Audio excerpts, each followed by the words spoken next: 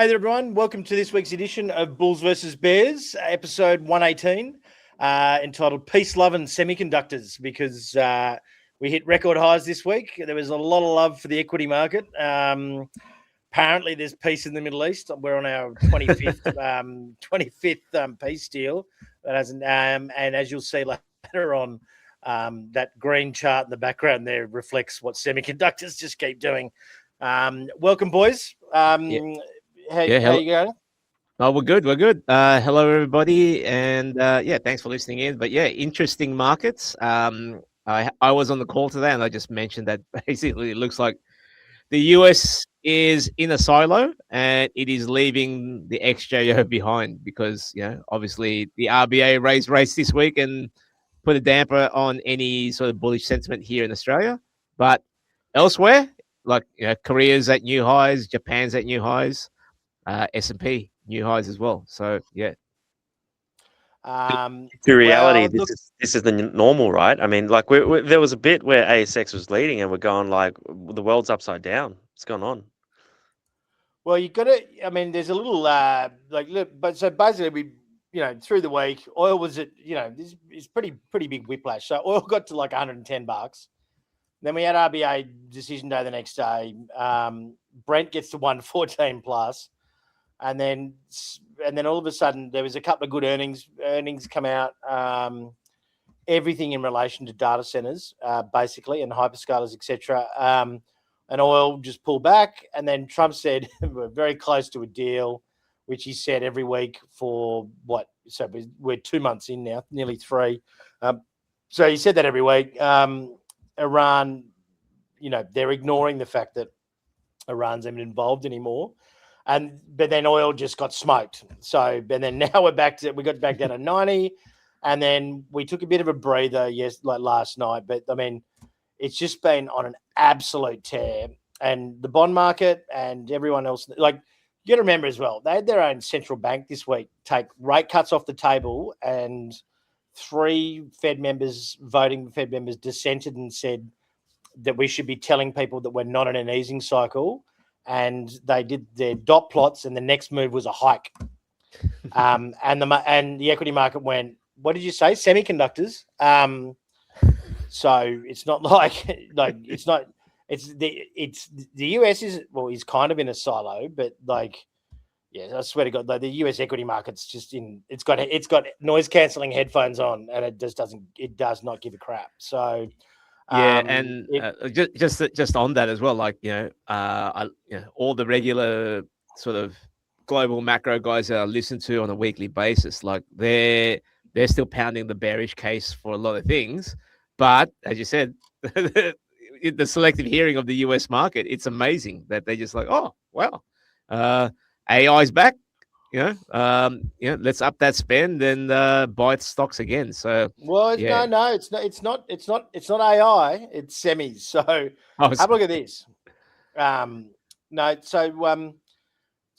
These are 1 day moves for these guys, and this is the green chart is the socks, which no one's ever heard of until this. That's been around for the SOXX. Yeah, I know, but it's been around for a while. But it's never been quoted so much. And if it was a Google search word, it definitely earned its place in the last couple of weeks. But it's like up 150% in the last 12 months. So and like AMD was up 18.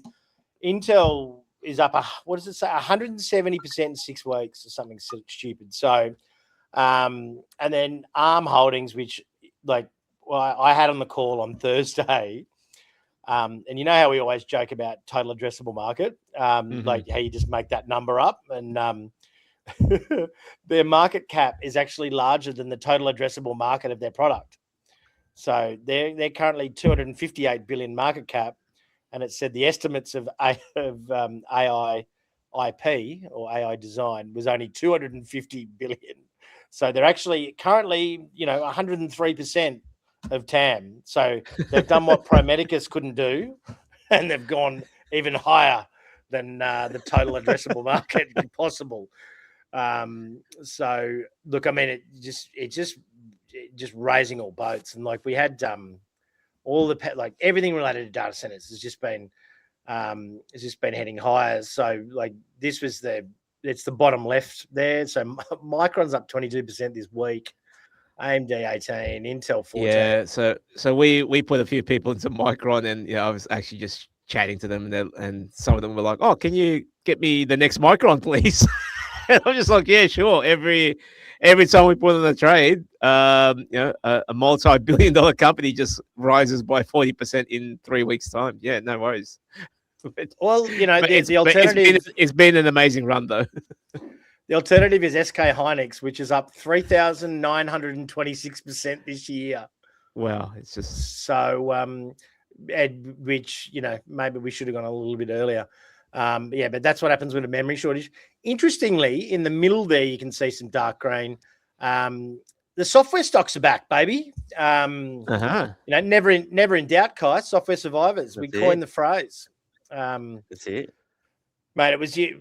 Clearly, it was your webinar, me interviewing you for that webinar that really turned that around. I think it was pretty close to the absolute low of those software stocks. So I'm gonna just say that it was the Kai Chen bump, and I don't know what's going on in the moats. The 5 pillars, or as Henry Jennings said, he goes right. He was grumpy when I mentioned the 5 pillars on the call one day, and he goes, "I don't know about Mark's 85 pillars of wisdom, but," and he hated on the stock. So, I'm pretty sure Henry doesn't listen to this, but if he does,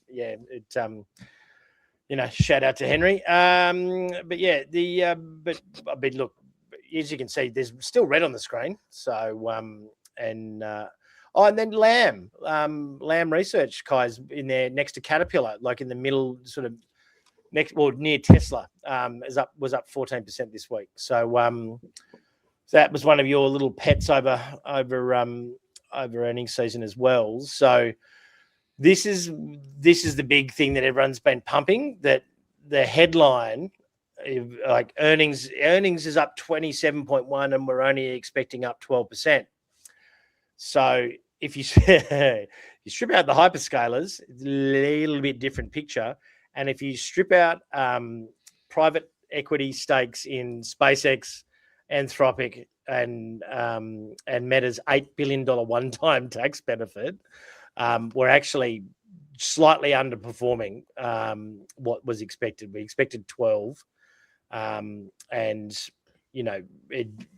around about 12 if you take out data center. Apparently data center is responsible for over somewhere between 30 or 40% of the whole US economy's GDP at the moment. Wow. So it like literally is weighing on. But I mean, so Anthropic's lift made Alphabet for 38 billion. And I think just a mere 17 billion for Amazon.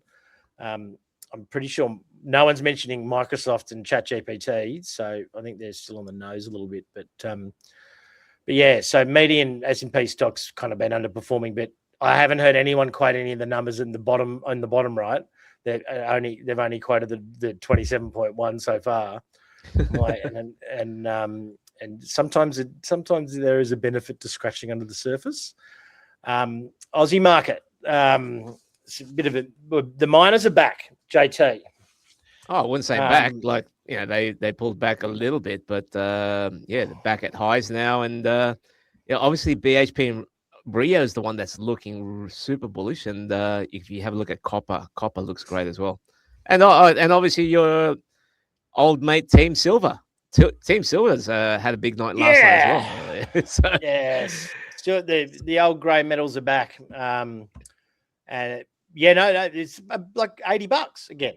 Yeah, exactly. So I think the market's kind of pricing in inflation for longer. So you can just see that in the bond market as well. Some of the yields are just like menacingly high. And obviously the commodity space is rallying at the moment. So I think who was that guy who said inflation would be the next thing? Some wise guy. Oh yeah, no, I mean that was one of his subtopics when he was doing his software survivors thing, wasn't it? But yeah, and which I mean, the bond market definitely believes you. I did have a whole bunch of charts on like global bond yields and stuff, and I'm like, we don't want to get too educational on this thing. We don't want to ruin the reputation of bulls versus bears as some form of podcast where you can learn something. But we do have 30-year or long year ended bond yields all around 5% or above, and UK, and so that means like long-term cost of money is through the roof, and the gilts, which is the UK bond market, is they were looking at really cutting rates this year, and there has been a significant turn the ship around, and they've ended up at their highest point since 1998. So the cost of money is steep, and I would say that like the equity market will probably wake up when the numbers come through. So we've got payrolls tonight. Who knows where that they're only expecting 60,000. So remember you said, JT, that figure where it was you're going to make up 120,000 for immigration. Yeah. That it's not anymore. It's only like 50,000. He has cut immigration by that much.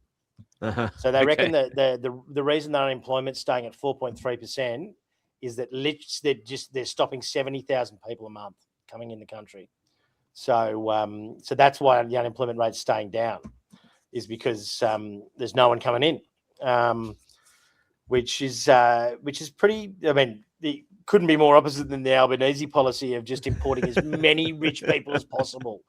What do you mean rich people? Like it's just anyone with a pulse, anyone, basically. Yeah. It's just which is it's cheap GDP. It's a cheap GDP win. Yeah, exactly. So you bring in cheap labor, and then you employ them in the government. It's like, well, talk about cooking the books there. Exactly. And then there's capital gains tax rulings and all this crap coming along as well. Because we've got the budget this week, which is a slide that's a little bit further on. But I might even actually some try comments to on those. I got some. So there's a CGT discount has been apparently is being scrapped. Negative gearing review, time-based grandfathering, and yada. So they do tend to float it out to the press and leak it and see how it's taken. Apparently, it's not been taken well, but and they've excluded a few things and stuff like that. But yeah, you can't just import growth, then hire them to keep the unemployment rate down, and then make the rest of us who start businesses pay for it. But I mean, we don't want to get too political, but that's not cool. Go and look at Jeff Wilson's comments on it from Wilson Asset Management. I know. He's had a beef with the Prime Minister. Oh, absolutely, and I think he should. It's just absolute tax grab, right? And I'm sorry for getting a bit more political on this, but the whole thing's being marketed as this thing where it's going to create intergenerational equality. So but it doesn't really make sense, because anyone who's young, who has a growing asset, who's going to start a business, venture capital, right? You're going to get gains on either shares or in some form. And basically, the government's just going to tax that. How is that creating generational equality? Well, you're basically just squashing entrepreneurialism, aren't you? What's the point? Crazy. And look, I mean, and also all whilst Rio and BHP and Santos and Woodside, which are roughly around about 70 to 80% foreign owned, are allowed to pay 16% tax, while the rest of us pay 30%, and they get to ship it all offshore. But that's the thing. We don't have a lobby. We get a vote, but we don't have a lobby group, so we don't. I can't believe they quashed that gas tax thing. But I mean, the mining tax was good policy as well 10 years ago, and ended up costing a popular prime minister their job. So, and all they spent was 60 million bucks on advertising. Got an actor in a hard hat to walk up and go, "I'm going to lose my job." And all of a sudden, Kevin Rudd was unceremoniously just shoved out the door after actually setting the record for the highest approval rating of any prime minister in history. So, so now they all know it only costs $60 million to get rid of a prime minister. So, so they all, Yeah, I guess don't they're all a worry. little bit scared. They're going to chuck in a $300 off your tax bill this year to Oh, suit hooray! Yay! Anyway, but look, well, look, we want to bring attention to the S&P's weekly gain there of 1.48, mainly to reinforce the fact that our resident bull has just gone behind by 3 points by being bearish 3 weeks in a row. So, oh my god, yeah, just I've been steamrolled by this whole market, and yeah, it's obvious I've gamified the whole thing and just said, oh, whatever Kai's gonna pick, I'm just gonna go the opposite. As I said, it's like footy tipping, you know, like you tip against your own team because there's no point, like, you know, last first. You're gonna be happy either way, but just JC. saying, bull 3 weeks in a row. Yeah. Yeah. But that's got to sting even worse. You were always expecting that I'd be in your camp. Yeah, but have a look at the Nikkei as well. So, yeah. So that's one thing I haven't actually had a chance to talk about is there's been some talks of yen intervention by the BOJ. Not talks. They've done it. They've done it, but even done it twice. Yeah, so it was late last week, and then they looks like they might have did it again, you know, and this was like a week ago, and so the Nikkei is obviously cotton onto that. It's like, oh, okay, they're just gonna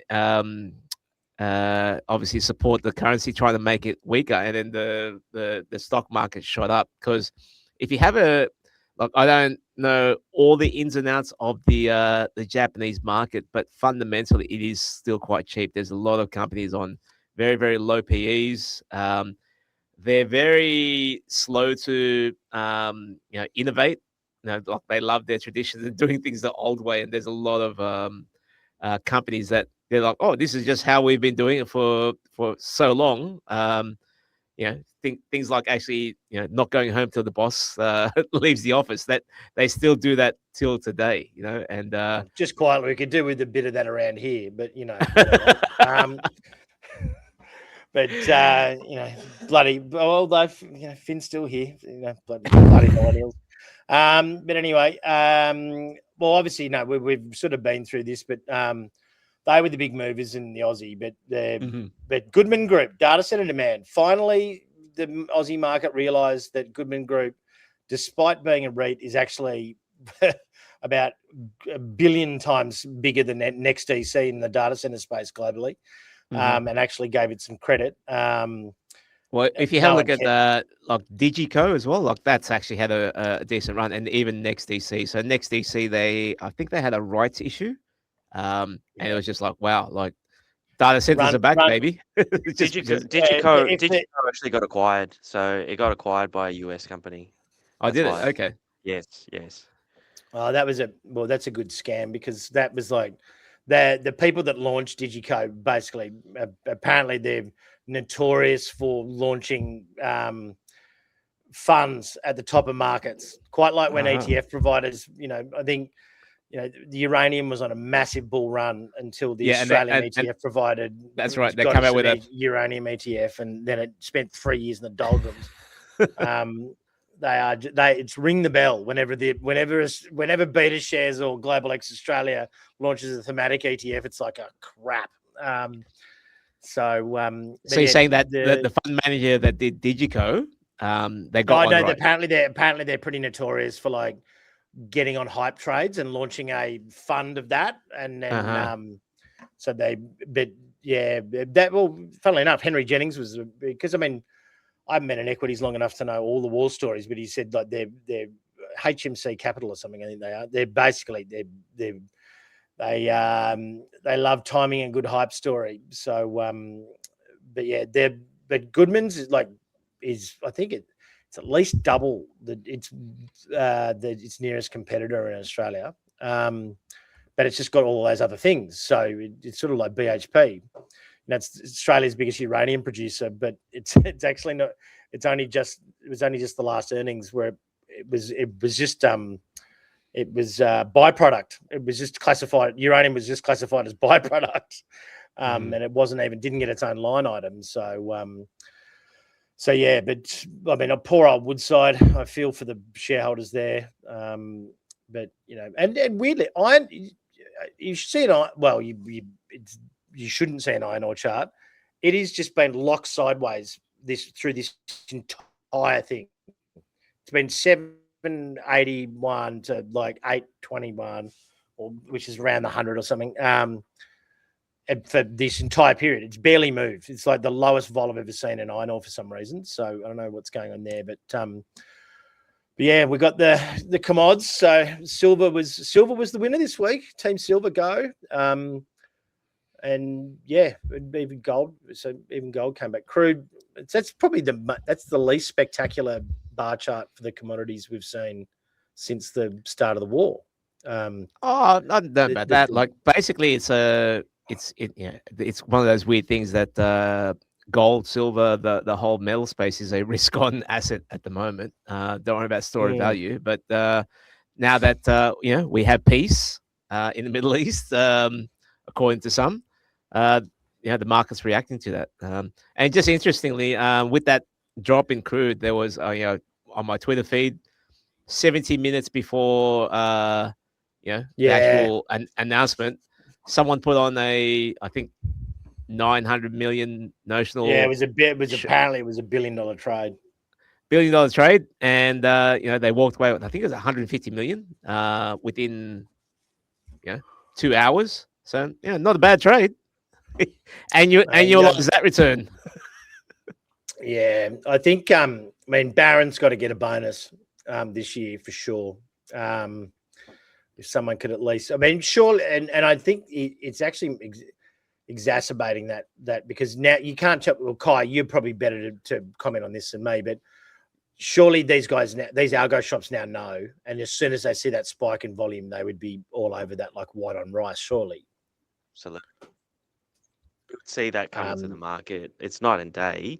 But again, it's the old tradition, guards, where we in the old days, if you got the biggest size, you come in, everyone else is a reactant to that flow. So first move advantage with size, you always dominate the market. So mate, if I was like, I used to love trading oil futures, and I used to do it in the middle of the night to keep me distracted from my bigger positions in interest rates and equities. But like, I'd have an alert if volume on a 5-minute basis jumps up like by 25%. I'd be front running the crap out of it, like whatever side they were going. But I think which direction. Yeah, I think we're gonna do for the next conspiracy podcast. We might have to do a bit of research into Barron. I don't know. Like, I think he's popped up a bit too many times. We're gonna do a bit more digging. Look, I don't know. Like, just because his dad's a bit of a nightmare, we don't need to pick on Barron. Maybe he's a good kid. Who knows? maybe he's a good trader. Yeah, it's got talent. And like, mate, poor old Melania. Like, she just seems like a hostage. Maybe there's a few members of the Trump family that, they're just going with the flow. But who knows? But they're that was it brings us to a point. There was very good feedback about the conspiracy episode, and it's been floated that we do one where we're debunking conspiracies, and I'm not entirely sure, or we could probably do one debunking common truths, but I might put a little how can I debunk survey on YouTube for everyone, and you can vote on because I'm being the technical guy that I am, I can now put a quiz on the YouTube video when I upload it. So I don't know where to find it, so don't ask me where to find it, viewers. But yeah, I'll put a quiz on there, and you can put in your vote for what we do on the next special episode. But my question is like, how do we debunk something that we believe in? It's like, what I mean? It might just be me and Kai for that episode. Maybe you like your conspiracy theories too much. That's it. No, or you mean conspiracy facts? Like if it happens, it's not Yeah. it's not a theory anymore. You got that magazine that they always say, you know, you believe in UFOs. But yeah, we'll come up with a bit of a unique episode. I don't know. We'll try to do one once a month or something. Like, I mean, this we're running relatively short this week, but at the end of the day, it was just there was one story. We're sick of talking about the fact that it just seems insane. There's not really anything out next week in terms of we got payrolls tonight. We've got a few figures overall, but I mean, yeah, there's only so many times we can say sell your ETFs and buy the dip as well. So it'd be a little bit of a shorter episode this time around. But I thought this would be greedier. I've got to say, previous week we were only at 67. Well, that's what I was going to ask. Is this actually the current one? So it's only a little bit greedier than last week. So interesting. Yeah, no, I see. I put the previous week in there just to confirm. So, and if you draw your attention to the right hand side, I'm no longer last, baby. Oh, 4 behind Kai. Jesus. Yeah, your strategy is not working, mate. It obviously is not. It is. Mate, it was, like have a look at the chart. Like basically, it's been the strongest like single month bounce in the S&P, and here I am trying to short the thing. I'm just like, what are you doing? Yeah, that's ridiculous. But we do have, and I should have put it in the slides, but like the valuation things when we started doing that, the research and stuff on that buy the dip strategy, which you can scan behind me it'll be coming up anyway.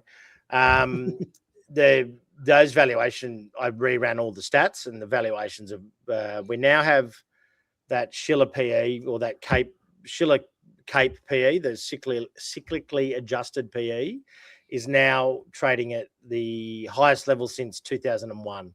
And it's only ever been up here in the tech bubble and now, ever in history.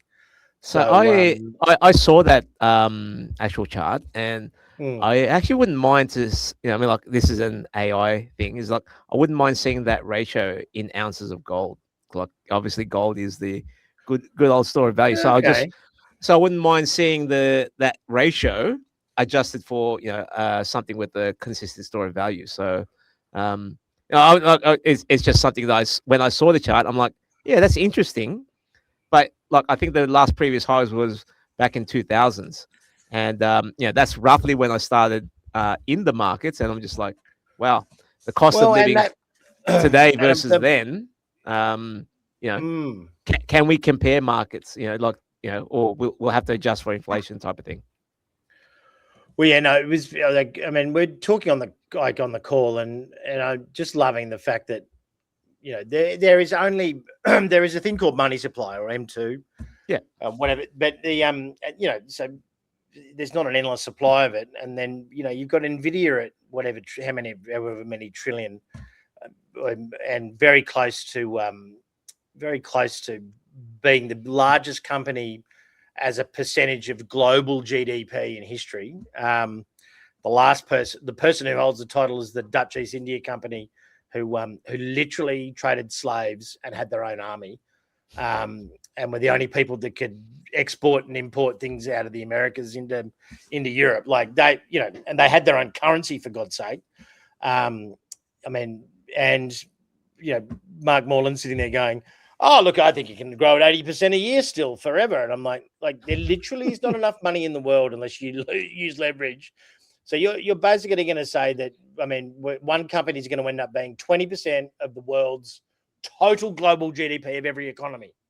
It's like, there's a reason that it probably only happens once or twice in history like this, like these concentration things, because I mean, just competition alone can't make 90% margins or whatever they make, 85 to 90% margins, and everyone just goes, "Oh, well, we'll just let you keep it." Like, you keep going, Jensen. Like, it's just people.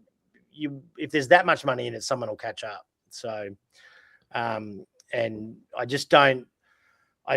it just shows that there has to be a world of leverage in there. Like there just has to be. Like, I mean, it's out of control. Yeah. So just on that as well, is like, so one of the things that I did listen to this week on the podcast is that Nvidia does a lot of vendor financing because their stock price is so high, and they've got a great balance sheet. They're like, okay, well, we'll sell you these chips on tick, basically, and so everyone's like, yeah, right. we'll take as many as you can on vendor financing, stick them in data centers, and go from there. And the actual other thing that I learned this week, or just off going with data centers, is that the chips aren't the shortage anymore. It's actually just rack space. So, yeah, fair enough. You can talk about, oh yeah, I'm doing this gigawatt new data center. There's plenty of chips out there, but there's not enough actual rack space. So it's an energy supply at the moment question rather than chip supply. Well, it just sounds to me it's an everything shortage. Like, these guys can commit. I wouldn't say everything shortage. I think there's it moves on different parts of the supply chain. But it was just interesting that the guy that was talking about data centers, it's actually rack space at the moment. That's the thing. And Kai could probably talk a lot more than what I know. But as I said, it's just. But there's a memory shortage. There's GPU shortage. TSM's got a 3-year backlog. Like there's a power they need more power. They like. What about the helium coming from the Middle East as well? So apparently that's gonna. No, that's actually a furphy. They've got 8 months in so that only becomes a problem at 8 or 9 months. That's okay. That entire argument is 1000% horseshit. It was like so, but what they were worried about is that it has to be kept at a certain temperature, and the batteries that keep it cool and the cylinders that they transport it in only last 7 or 8 weeks. So everything that went to those Qatari docks or whatever, they all now have to be taken all the way back and refilled now because they're done. They're all because if it goes back to room temperature, it's done. So that was the only thing. But but apparently TSM's got years in supply. Like they've been, because apparently it's so unbelievably critical. And there was a major article written by someone going, "Oh, we're never going to get chips now," and he's mixed up the stuff that's coming on the ports and the 7-week supply chain problem was that and not the other. And it was some reputable analyst at Goldman Sachs released that paper and everyone freaked out, and then she turned out to be he was actually just wrong. So yeah, or he was just the bank was on the other side of the trade. There is that, yes. We've seen that a few times. We have definitely seen that a few times. I just did a quick check. Margin lending is at $1.2 trillion in the US. So that is a lot. Just on stocks. So that's 1.2 trillion. Okay. $1.22 trillion, and it's down from 1.3 last week. Jesus. So now drum roll, people. Oh, here we go. Oh, Kai Chen's bear. Huh? So here we go. I nearly went bear. But my vote was purely I want to see extreme greed, and then I'm going to be a 5-star general bear. Yeah, fair enough. My bullishness comes from listening to Bloomberg every morning. Like Iran is it's like a footnote. They don't even talk about it. The only bloke there's a guy who's got the best radio voice in history. Charlie something or other, and he comes and he's like, "We're updating you on news all day," blah, blah, blah, and he gives you a quick run through of oil and blah blah blah, and where equities are, and he just does this snippet, and he goes, "Oh, and there's a peace deal in Iran," and then they move on, and then they start talking to someone There was then they just start interviewing some CEO or something like that. That it's just not even talked about now. They were talking about, and the US struck Iran this morning as well. They broke the ceasefire. So that made a headline, but not for long. I think they went back to talking to some guy who was peddling private credit straight after. So that's kind of what's kept me bullish, is that you're right, the silo thing. It's like blinkers. Man. Yeah, so it's insane, but that's the market. Well, but it doesn't happen in Australia. Apparently we can only look at our shoes and kick a can. That's it. Well, even Warren Buffett came out and said, "Oh, I think there's a little bit of a gambling in the markets at the moment." And I was just like, "Yeah, no." It's insane the amount of speculation in there at the moment. Berkshire Hathaway's at $400 billion in cash. So that's they broke their record though with $300 billion recently. They're the largest T-bill holders now. So wow.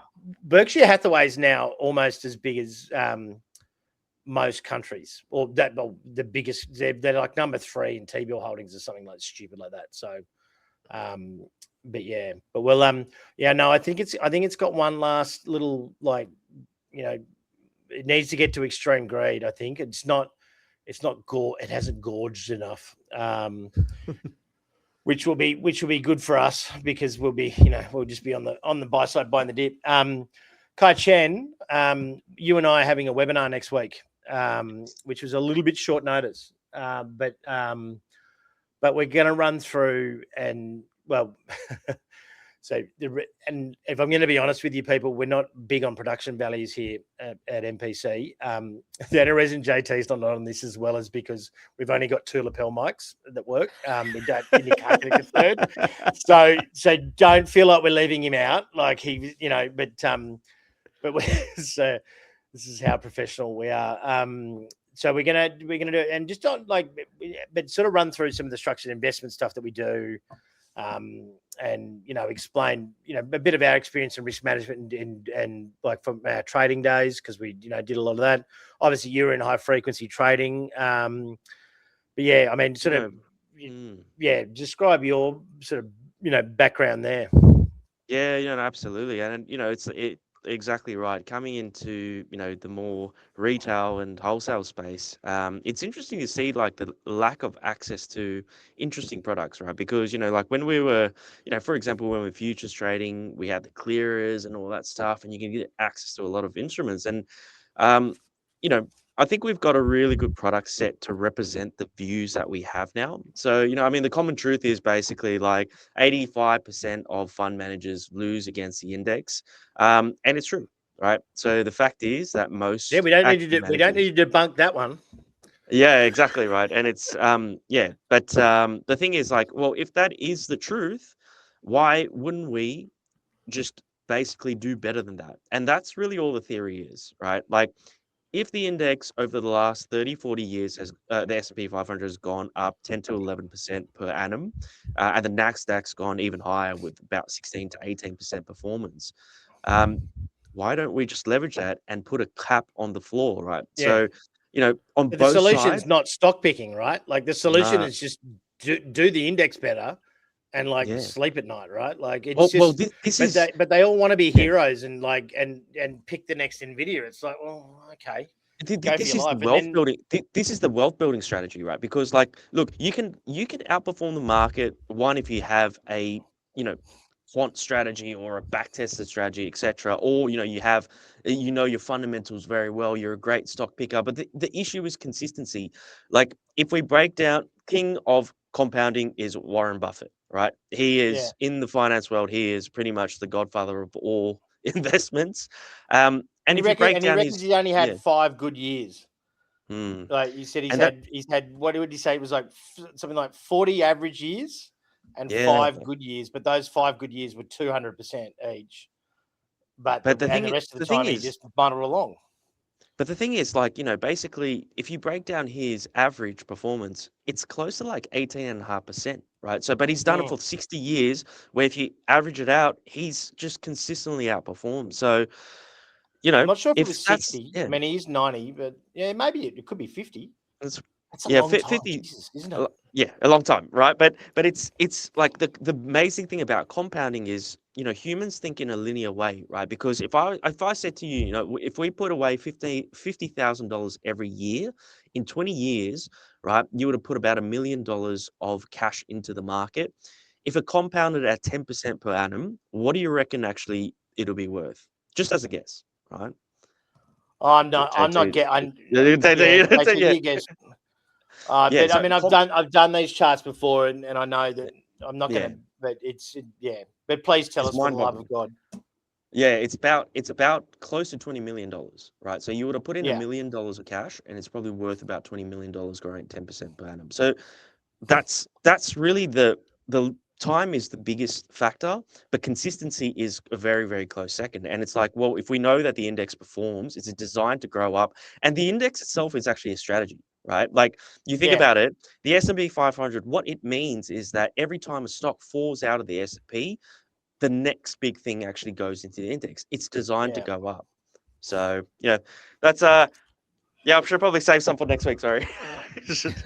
Oh no, but look, I mean, it's the same as you said about property. Like, property didn't make people rich; it was the leverage behind it that made people rich, right? Like, and it's kind of sometimes the simplest answer is the one that's right in front of your nose. And we were just sitting there going, and you've been working hard, but I mean, even using options to cap things, cap downsides, and then I mean, we get 12.7% average over what the last 20 odd deals we've done in fixed coupons. Like, but you go and find a way, but and it just it's the laziness of the industry. Like, I mean, if you're going to be a fund manager in benchmark, like, for the love of God, like, how has one of these knuckleheads not worked this out yet? Like, it's astounding. And then they charge $1 million, a mint in fees. Like, so anyway, but and there's other risk management strategies and stuff as well. It won't just be us pitching by the dip. But there'll be a little bit of that. Don't get me wrong, but there's other things that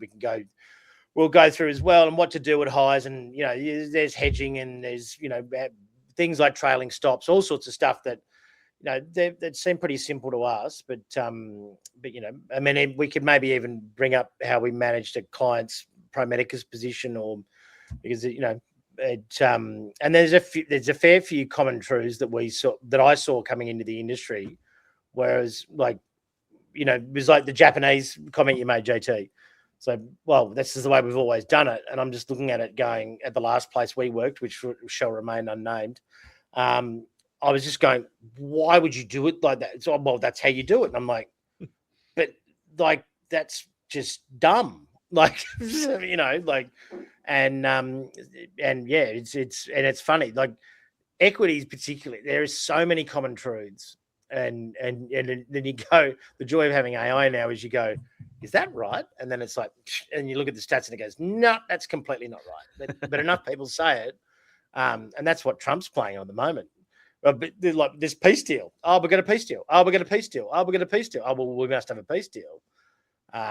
So yeah, it is your last week for buy the dip. Realistically, it's probably your last. I mean, we did. There are forms involved. They're very simple for you to sign at your end, but not so much for the guys. So this will probably close midweek next week because we've had a fair bit of demand come through. So, but yeah, if you've got any index ETFs, FANG Plus, that what is it? That IVV, the IVV, all those S&P. I mean, this is same, just at a fifth of the cost for the same result. No. It is so much smarter. No. It is superior. It is superior. Oh, yes, that's right. Yes. Sorry, terminology, boys. Shout out to Rene with that one. Yeah, no, yeah. Thank you, Rene. He's he's a client, and he said you should refer to this as superior, yeah, no, good call. But anyway, it will close up next week, and well, it's definitely closed by you're not in by Wednesday, you're likely to miss out. Look, even if you want to just test out structured products with this is like the most reliable thing, statistically. So you can dip your toe in the water with this and then expand out, because what we found, most of our clients, once they've started, it helps them with their stock trading, because these things take care of the spine of the portfolio, and then you go in and do your high conviction picks, and you get more choosy, and then all of a sudden your hit rate and your stock trading goes through the roof, and you're not stuck with freaking grain what's the corp issue? and crap like that looking. What's the issue? Because like if we look at single stocks and you say take Micron as an example, right? Like it can go up 40%. The issue is you're not going to put your whole wealth in that strategy. You can't, right? No, and that's the issue, right? And everyone gets lured in by how sexy a 40% return or 50 or 100% return is. But the thing is, like, if you put your whole portfolio in that, that's poor risk management. And the thing is with index, because of the consistency and the low, the lower volatility, you can place a much larger size in these trades with a bit more confidence, right? So, yeah, it's I think it's you're exactly right. It forms a backbone of the portfolio, and there's still space where you can find great stocks and outperform. But you'd be a lot more confident holding it than that's the fun stuff. Like, but you can't I know. Yeah, you can't bet your whole super on the fun stuff is the problem. Anyway, I thought we were going to struggle for time, but I should have known better. Kai's been working on this. Kai's been working on this strategy for a while. He's very excited about it. We're very excited about it as well. But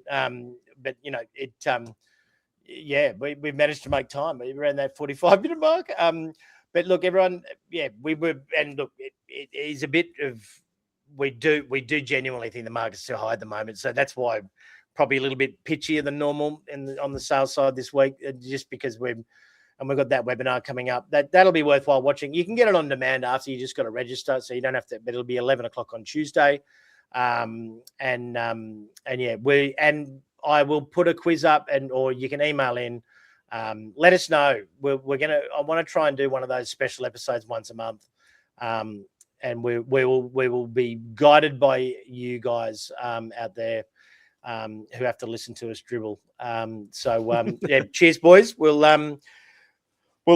speak to everyone next week. Thank you.